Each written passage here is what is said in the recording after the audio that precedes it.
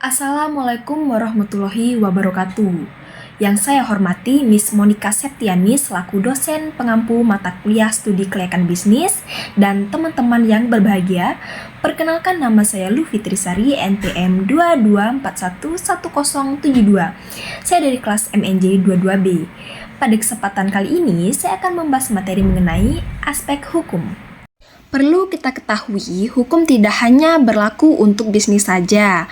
Hukum memang akan selalu dilibatkan di bidang apa saja. Nah, keberadaan hukum tentu saja tidak lain agar segala sesuatu bisa berjalan menurut aturan yang berlaku dan tidak menimbulkan suatu masalah. Nah, pengertian aspek hukum dalam bisnis adalah kaidah yang tugasnya mengatur segala hal tentang tata cara pelaksanaan dalam aktivitas keuangan, perdagangan, dan industri yang berkaitan dengan pertukaran barang dengan uang, produksi maupun jasa atau layanan.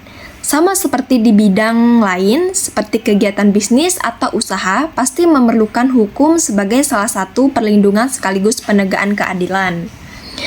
Hukum memiliki sifat yang merugikan, bisa membuat siapa saja merasa bertanggung jawab dan menjadi takut bila melakukan sesuatu yang melanggar hukum.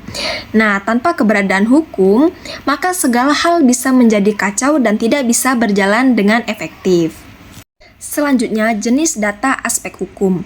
Jenis data yang digunakan untuk mengkaji aspek hukum ada dua. Yang pertama, data primer.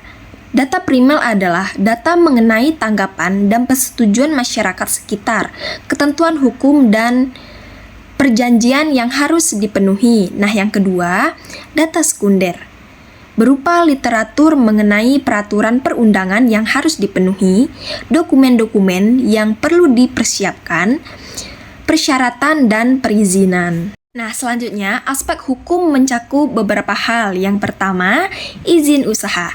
Izin usaha adalah suatu bentuk persetujuan atau izin dari pihak berwenang atas penyelenggaraan kegiatan usaha. Nah, untuk menjamin kelancaran dari kegiatan usaha, setiap pengusaha perlu untuk memiliki izin usaha. Seperti contohnya akte pendirian dan notaris, surat tanda daftar perusahaan, dan izin tempat usaha. Nah, yang kedua, ada izin lokasi. Izin lokasi adalah izin yang diberikan kepada pelaku usaha untuk memperoleh tanah yang diperlukan untuk usaha atau kegiatannya, dan berlaku pula sebagai izin pemindahan hak dan untuk menggunakan tanah tersebut untuk keperluan usaha atau kegiatannya. Nah, yang ketiga, ada hak kekayaan intelektual. Adalah hak eksklusif yang diberikan oleh negara kepada kreator, inventor, desainer, dan pencipta berkaitan dengan reaksi dan karya intelektual mereka. Bentuk kepemilikan kekayaan intelektual dibagi dua, yaitu kepemilikan personal dan kepemilikan komunal. Nah, yang keempat, ada perlindungan konsumen. Perlindungan konsumen adalah segala upaya yang menjamin adanya kepastian hukum untuk memberi perlindungan kepada para konsumen. Nah, yang kelima, hukum perdagangan internasional. Aturan-aturan hukum internasional yang berlaku terhadap perdagangan barang, jasa, dan perlindungan hak atas kekayaan intelektual atau haki. Nah, yang terakhir, yang keenam, pajak. Kontribusi wajib dari orang atau badan terhadap negara yang sifatnya memaksa sesuai dengan undang-undang tanpa adanya imbalan secara langsung. Badan usaha. Badan usaha adalah entitas yang memiliki keberadaan hukum dan bertujuan untuk melakukan kegiatan ekonomi atau bisnis. Badan usaha bisa berupa perusahaan, koperasi, yayasan, atau bentuk badan usaha lainnya yang diakui oleh hukum. Badan usaha memiliki hak dan kewajiban yang terpisah dari para pemiliknya atau pemilik saham, anggota, atau pendiri, dan dapat melakukan berbagai transaksi, memilih aset, serta menghasilkan keuntungan maupun laba. Nah, apa saja sih jenis-jenis dari badan usaha? Yang pertama itu ada perusahaan perseorangan.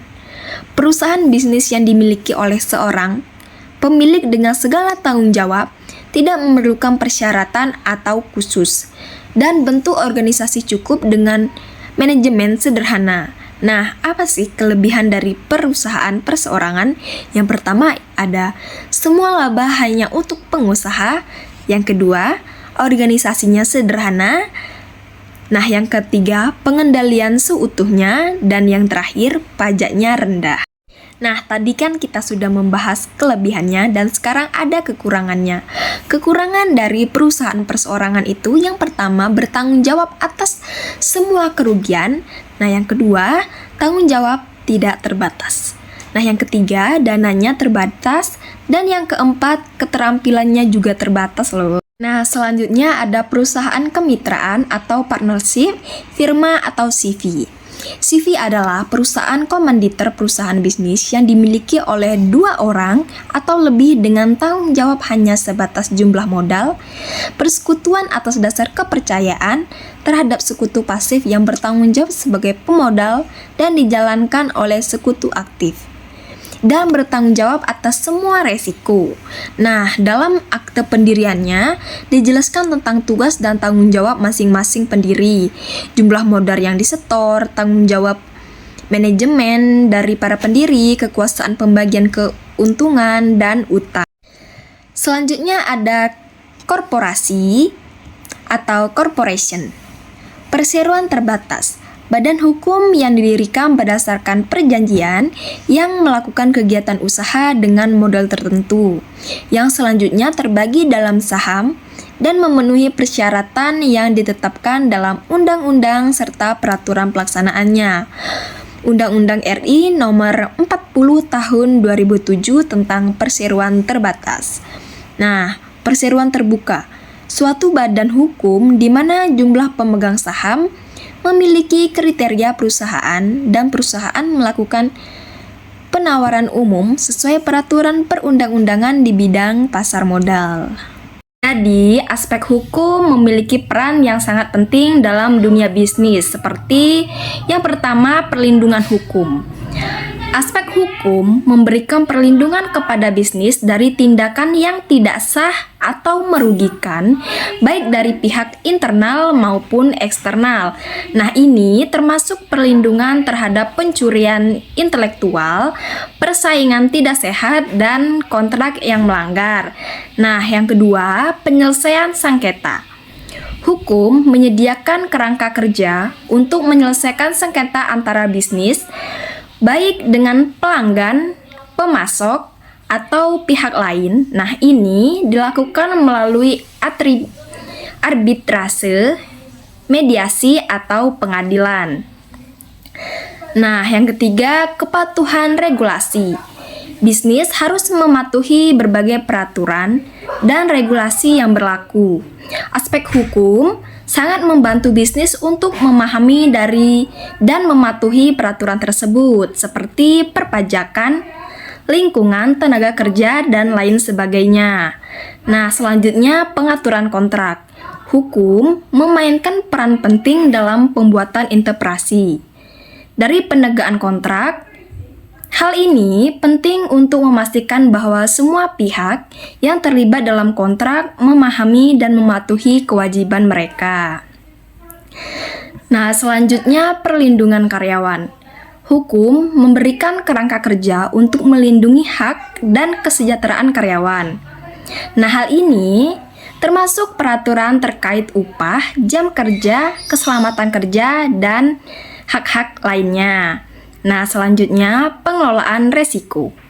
Aspek hukum membantu bisnis mengelola resiko yang terkait dengan kegiatan operasional mereka. Nah, ini termasuk resiko hukum, keuangan, dan reputasi. Selanjutnya, memfasilitasi pertumbuhan. Dengan memberikan kepastian hukum dan perlindungan, aspek hukum dapat memfasilitasi pertumbuhan bisnis dengan menciptakan lingkungan yang kondusif bagi investasi dan inovasi.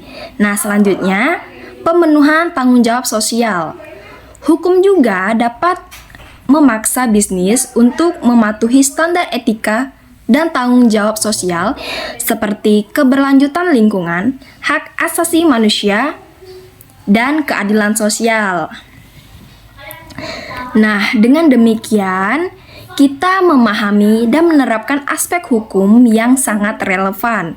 Bisnis juga dapat beroperasi dengan lebih efisien, efektif, dan sesuai dengan aturan yang berlaku.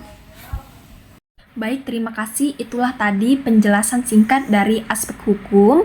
Kurang dan lebihnya saya mohon ampun kepada Tuhan. Terima kasih. Wassalamualaikum warahmatullahi wabarakatuh.